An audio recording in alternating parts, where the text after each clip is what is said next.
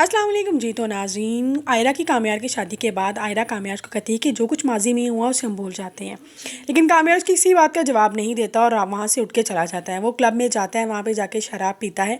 जब शराब पी के वो घर आता है तो आयरा जिस तरह दिखती है कि वो नशे की हालत में होता है। वो कहती है कि प्लीज़ कामयार, तुम ये काम छोड़ दो। अगर तुम्हारे पास में मैंने कुछ गलतियाँ की भी हैं तो प्लीज़ इस तरह ख़ुद को मत सजा दो और ना ही मुझे सज़ा दो। तो कामयार उसे आगे से जवाब देता है कि मैं किसी की खातिर ख़ुद को बदलने वाली नहीं। अगर तुम मेरे साथ नहीं रहना चाहती तो तुम वापस अपने घर जा सकती हो।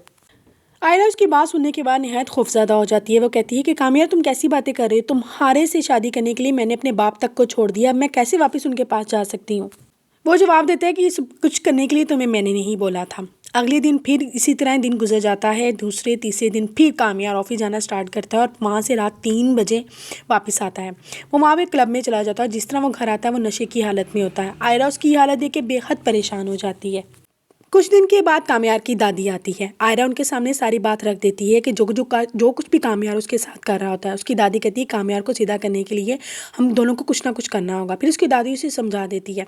आयरा उनकी बात को बहुत अच्छे तरीके से सुनती है। अगले दिन आयरा खुद कामयार के ऑफिस चली जाती है और वहाँ से उसे लेकर सीधा घर आने की कोशिश करती है। कामयार कहता है कि आखिरकार तुम्हारा मसला क्या है, तुम क्यों मेरे पीछे पड़ी हुई हो? कहती अब तो मैं तुम्हें मरते दम तक भी कामयार अकेला नहीं छोड़ सकती। प्लीज़ तुम क्लब मत जाया करो, तुम मेरे साथ घर चलो। कामयार जैसे उसकी बातें सुनता है, कामयार खामोश हो जाता है और आयरा इसी चीज़ का फ़ायदा उठाती है। वो कहती है कि तुमने शादी से पहले मुझसे वादा किया था कि तुम मुझे खुश रखोगे, लेकिन अब तुम मुझे खुश नहीं रखे। तुम खुद को भी अजियत दे रहे हो, साथ मुझे भी दे रहे हो। कामयार उसकी तरफ देखता है और उसे कहते हैं आखिरकार तुम मुझसे चाहती क्या हो? वो कहती है कि मैं तुमसे कुछ नहीं चाहती, मैं तुमसे इतना चाहती हूँ कि बस तुम मेरा ख्याल रखो।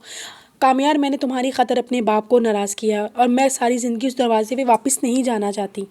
कामयार की बातें उसके दिल पे असर करती हैं। वो कामयार आयरा का हाथ पकड़ता है और दोनों मिलकर घर चले जाते हैं। कामयार जिस तरह बेडरूम में आता है वो सोफ़े पे सोने की कोशिश करता है तो आयरा उसे मना कर देती है। वो कहती है कि कम से कम आज तो सोफ़े पे ना सो, तुम आओ मेरे साथ बेड पे इकट्ठे सोते हैं। कामयार उसकी बात सुनने के बाद सोफ़े से उठ के कमरे से बाहर चला जाता है। आयरा को शदीद धचका लगता है। फिर वो इस चीज़ के लिए कंप्रोमाइज़ कर ही लेती है। वो कामयार की किसी भी मामलात में नहीं बोलती। वो ऐसे फील करवाती है जैसे वो उसके आस पास है ही नहीं है, बिल्कुल बेहिस बन जाती है। अगले दिन कामयार सुबह ऑफिस के लिए निकलता है तो उसे आयरा नज़र नहीं आती। जब वो शाम को वापस घर आता है उसे आयरा तब भी नज़र नहीं आती। अब सच में उसे आयरा की टेंशन होना शुरू हो जाती है। वो उसे हर जगह ढूंढता है लेकिन वो उसे कहीं नहीं मिलती। अब वो हद से ज़्यादा परेशान है कि आखिरकार आयरा गई कहाँ। वो थोड़ी देर के बाद अपने घर जाता है तो आयरा दादी के पास बैठी होती है।